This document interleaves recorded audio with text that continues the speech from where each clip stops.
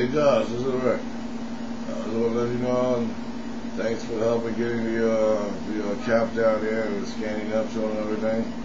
And thanks for setting up all the stuff back in the day when I was still at main level that we were using to keep the country solving and rolling along on a smooth course through the crises ahead and the crises to come, I'm sure.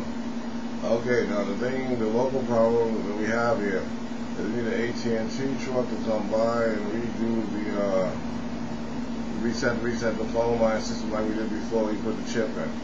So that's about all I need right now, buddy. Yeah, it's still like the Pantera setup and the rest of Mr. Saab was here. He couldn't affect total installation of the equipment. And as per our agreement before I left main level, he said he would come down and put it on. Also, I'd like a little bit of extra personnel assigned to the new facility case in case of the realization involved with that scene. And I guess that's about it for right now. I'll get back to you when we get back online. We don't get back on the 21st. You'll be hearing from me later. Have a good one.